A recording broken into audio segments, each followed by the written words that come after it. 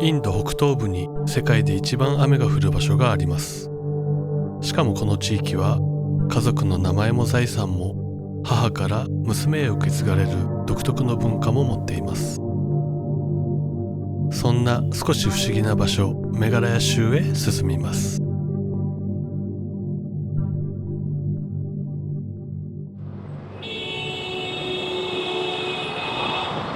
アッサム州グワハティを出発します。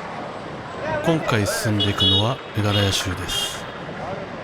前回も話しましたが、メガラヤという名前はヒンディー語で雲の住処という意味。その名の通り、雲がたまりやすい山岳地帯で世界屈指の豪雨地帯として知られており、実はメガラヤには世界で一番雨が降る村もあります。その村にはこの旅の中で立ち寄ることになります。これからその山を登っていきます。実はもともとメガラヤ州を南に抜けてバングラデシュを横断するルートを考えていました。ところが実はこの時僕より少し前を走っているアメリカ人サイクリストがいて、彼もバングラデシュルートを模索していたようだったんですが、連絡を取ってみると北東部からの入国はどうやら厳しそうだという話を聞きました。それで僕もどのようなルートにするか少し悩んでいました。もし道を急ぐならメガラヤには寄らずアッサム州をそのまま西へ進む方が早いです。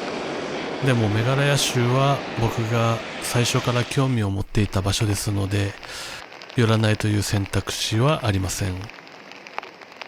ただ何が問題かというと、メガラヤを西へ横断できるルートがあるのかが分からなかったんですよね。地図上はっきりとしたルートを示すことができず、最悪の場合は引き返してこなければならない可能性がありました。まあそれでも日頃から雨好きを公言してきた身としては、ここを見逃すわけにはいきません。リスクを頭に置きながらも進むことにしました。まあ平地を走ることにもう飽きたというのも大きいんですけどね。ではメガラヤの場所を見てみましょう。インド北東部、前回滞在した貧乏市場の町アッサム州グワハティから南へ進みます。赤い部分がメガラヤ州、緑がアッサム州、黄色がナガランド州です。人口はおよそ330万人、カーシ、ガロ、ジャインティアといった民族が暮らしています。標高1500メートルに位置する州都シロンは、その涼しい気候からかつてイギリス人に東洋のスコットランドと呼ばれました。この土地の主役はやはり雨。南からの湿った風が山にぶつかり、豪雨となって降り注ぎ、その水は無数の滝となって断崖を駆け下りていきます。こうした絶景がメガラヤ州には数多く残されています。ちなみに世界で最も雨が降る場所として知られるマウシンラムもこのメガラヤ州にあります。雲の住処、世界屈指の豪雨地帯。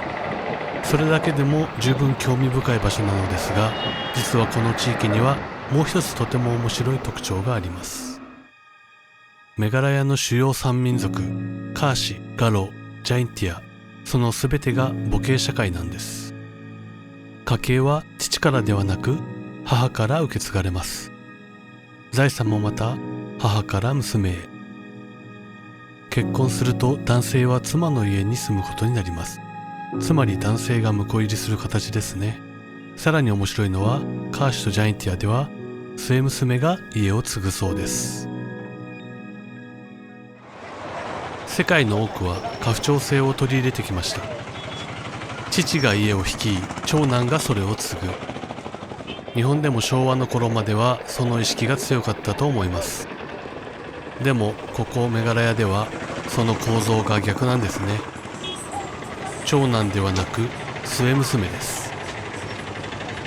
ただしこれは女性が政治権力を持つ社会というわけではありません。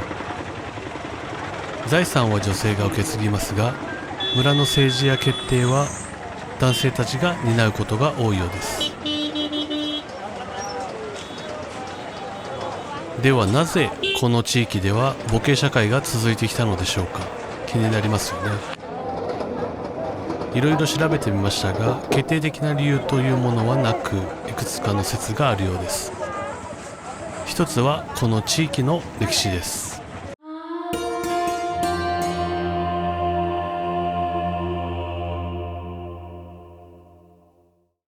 ナガランドに近いことからも想像できるように、この地域でも部族同士の衝突が絶えなかったと言われています。男たちは戦士であり、遠くへ出向く商人でもありました。つまり家を空けることが多かったんですね。いつ帰るかわからない、あるいは帰らないかもしれない。そうなると男性に一家の財産を任せるのは少し不安定です。そこで家に残る女性が財産を守る仕組みが生まれたのではないかと考えられています。さて、末娘が家を継ぐとはどういうことでしょうか。結婚して家を出ていく他の兄弟たちと違い、彼女は生涯家を背負って生きていきます。親を看取り、家を守り、冠婚葬祭を司る。つまり家を継ぐというのはそれだけ大きな役割を引き受けるということでもあるんですね。ただし一族の重要な意思決定を担うのは母親の兄弟、つまり叔父たちです。幼い末娘に代わって家や一族のことを取り仕切る、いわば摂政のような役割ですね。女性が財産を継ぎ、母系の男性が社会的な役割を担う、そんな仕組みになっています。そして末娘はその中心として家に残ることになります。ここからは少し僕の勝手な考察になります。日本も平安時代までは母系的な要素が強い社会だったと言われています。そして日本が家父長制に大きく傾いたのはその次の時代である鎌倉時代。鎌倉といえば武家社会の成立です。軍事力がそのまま権力になる社会では、戦いに強い男性を中心に血統を維持する仕組みが合理的でした。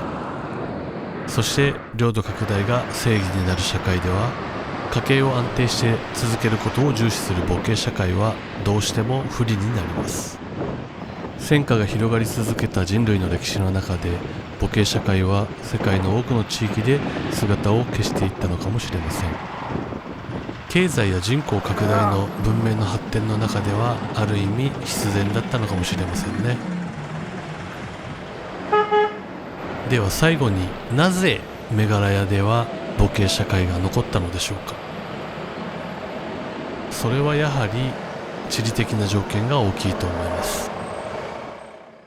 メガラヤやナガランドは人口が少なく山が多い地域です。生産力も高くなく税収もあまり期待できない。つまり支配するメリットが少ない土地です。アッサムを支配したアーホーム王国もその後やってきたイギリスもこの地域にはあまり深く介入しませんでした。辺境であったこと、それが結果的に文化を守ることにつながったのかもしれません。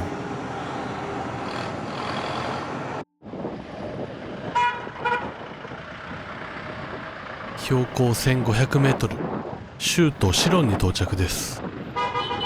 だいぶ遅くなってしまいました。もう真っ暗ですね。シロンもコヒマと同じように坂道が多く、道も入り組んだ面白い街です。今回はここまで。メガラヤの旅は見どころも多い地域です。次回はこのメガラヤを代表する場所チェラプンジへ向かいます。この土地の森の中には人と自然が長い時間をかけて作ってきた少し不思議な橋があります。どうぞお楽しみに。